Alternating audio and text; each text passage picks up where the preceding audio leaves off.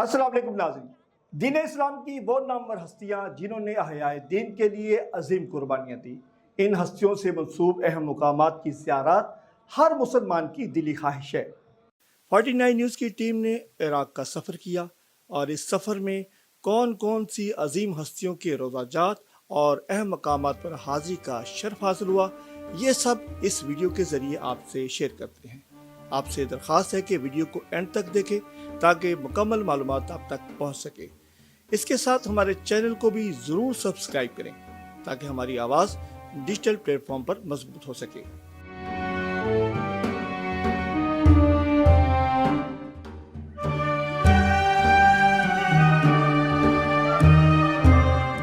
ناظرین، ہماری team Sialkot airport سے تقریباً 3 گھنٹے بعد دبئی پہنچے۔ سامان کی چیکنگ کے بعد ویٹنگ ہال میں بیٹھ گئے کیونکہ بغداد کے لیے فلائٹ میں ابھی 2 گھنٹے باقی تھے۔ دبئی ایئرپورٹ دنیا کا جدید ترین اور مصروف ترین ایئرپورٹ ہے، جہاں سے پوری دنیا کے لیے جہازوں کی آمد و رفت جاری تھی۔ 2 گھنٹے بعد اعلان ہوا، دبئی سے بغداد جانے والے مسافروں کا جہاز اپنی اڑان کے لیے تیار ہے۔ ہم ٹرمینل سے ایئرپورٹ کے ہی ٹرانسپورٹ سے جہاز تک پہنچے، گاڑی سے اتر کر جہاز میں سوار ہوئے۔ اب ہمارا جہاز بغداد کے لیے اڑان بھر چکا ہے۔ جہاز میں تقریباً 300 کے قریب مسافروں کی گنجائش تھی، لیکن اس جہاز میں تقریباً اب 40 مسافر سوار تھے۔ ہمارے قافلے کے ساتھ کچھ بچے بھی موجود تھے جو اپنی اپنی پسند کی سیٹوں پر براجمان اور خوب مستیاں کرتے دکھائی دے رہے تھے۔ 2 گھنٹے بعد بغداد ایئرپورٹ پہنچے۔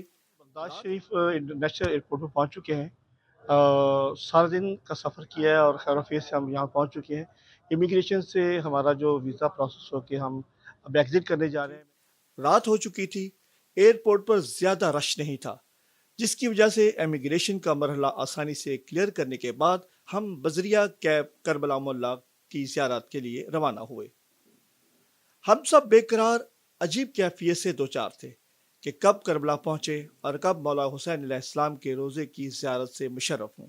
بلا شبہ کربلا کو احیاء دین میں ایک اہم اور بنیادی مقام حاصل ہے۔ کربلا ہوٹل پہنچے اور ضروری آرام کے بعد زیارات کا سلسلہ شروع ہوا۔ فجر کی نماز کے بعد حرم مولا عباس علیہ السلام پر حاضری دی۔ حرم مولا عباس انتہائی خوبصورتی سے سجایا گیا ہے۔ ہزاروں افراد سلام و حاضری کی غرض سے وہاں موجود تھے۔ مولا عباس علیہ السلام وہ شخصیت ہیں جنہوں نے حضور عالی مقام علیہ السلام سے وفا کی مثال قائم کی، جسے آج بھی فرزندان توحید صبر و وفا کے پیکر کے طور پر آپ کو یاد کرتے ہیں۔ اس کے بعد بین الحرمین سے گزرتے ہوئے مولا امام حسین علیہ السلام کی زری پر پہنچے اور حاضری کا شرف حاصل ہوا۔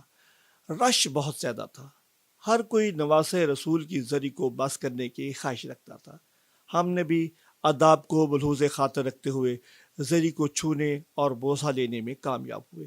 دل چاہتا تھا کہ زری کے پاس زیادہ وقت گزارا جائے، لیکن دوسرے زائرین کی خواہش کے احترام میں زری سے علیحدہ ہوئے۔ آپ کی زری کو سونے اور چاندی کی جالیوں سے مزین کیا ہوا تھا۔ آپ علیہ السلام کے حرم میں داخل ہونے پر کیفیت یہ تھی کہ یہ حاضری ایک خواب لگ رہی تھی۔ یقین کرنا مشکل تھا کہ ہم ان خوش نصیبوں میں شامل ہیں جنہوں نے آپ کے روزہ پر حاضری کی سعادت نصیب ہوئی۔ حرم کی عمارت بہت بڑی ہے، ہر طرف شیشے کی نقش نگاری، خوبصورت خطاطی میں عبارت اور منفرد لائٹنگ ایک دل فریب منظر پیش کر رہی تھی۔ آپ کی زری میں ہی آپ کے بڑے بیٹے شہزادہ علی اکبر اور آپ کے 6 ماہ کے شہزادے علی اصغر بھی آپ کے ساتھ مدفون ہیں۔ باب قبلہ کی طرف سے حرم میں اگر داخل ہوں تو حرم میں مولا کے دائیں جانب گنج شہداء ہیں، جہاں پر مارکہ کربلا کے شہداء مدفون ہیں۔ آپ کے بائیں جانب آپ کے بچپن کے دوست حبیب بن مظاہر کا روضہ ہے، جو کربلا کے میدان میں آپ کے لیے جنگ کرتے ہوئے شہید ہو گئے تھے۔ روضہ کے قریب آپ علیہ السلام کی جائے شہادت بھی موجود ہے، جسے یادگار کے طور پر اس مقام کو محفوظ کیا گیا ہے۔ جائے شہادت کے گرد چاندی کی جالیاں موجود ہیں، جبکہ زمین پر سفید ماربل لگایا گیا ہے۔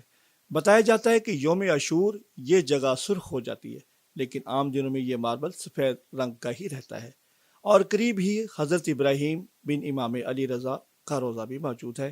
اس کے بارے میں بتایا جاتا ہے کہ جب آپ امام حسین علیہ السلام کے روضہ پر آتے اور سلام پیش کرتے تو آپ کے سلام کا جواب دیتے تھے۔ حرم مولا علیہ السلام سے تقریباً نصف کلومیٹر پر خیام گاہ موجود ہے جہاں پر اہل بیت اور ان کے انصار نے قیام کیا تھا۔ حضرت امام حسین علیہ السلام کے خانوادہ اور صحابہ امام حسین علیہ السلام کے جو اہل و عیال کے خیمے لگائے گئے تھے کربلا کے میدان پر۔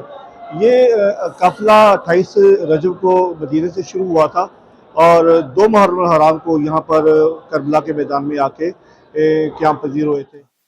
جیسے ہی آپ اس میں داخل ہوں گے سب سے پہلے حضرت عباس علمدار کا خیمہ ہے، اس کے بعد امام حسین علیہ السلام کا خیمہ، پھر شہزادہ علی اکبر اور شہزادہ قاسم کے خیام موجود ہیں۔ ان خیام کی پچھلی جانب مستورات کے خیمے موجود ہیں اور ان خیموں کے پیچھے خندق کھودی گئی تھی جو اب حرم کا حصہ ہے، اور زائرین کی بڑی تعداد اس جگہ کو ضرور دیکھنے آتے ہیں۔ حرم کے دائیں جانب نہر القمہ موجود ہے جس کی نشانی آج بھی موجود ہے، جہاں سے پانی لانے پر یزید کی فوج نے پابندی لگا رکھی تھی۔ یہ ہے وہ جگہ جسے نہر القمہ کہتے ہیں۔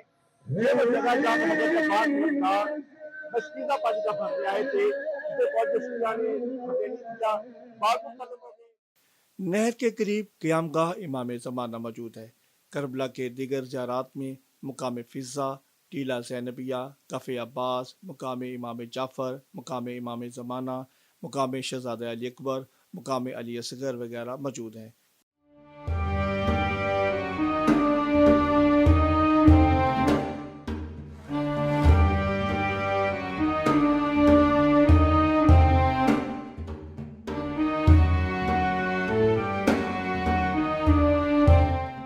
یہاں پر زیارات کے لیے آنے والے ان مقامات کو دیکھتے ہیں اور سلام اور حاضری پیش کرتے ہیں اور ان حالات و واقعات کی شدت کو محسوس کرنے کی کوشش کرتے ہیں جو معرکہ کربلا کے دوران اہل بیت اور ان کے جانثاروں کو پیش تھے۔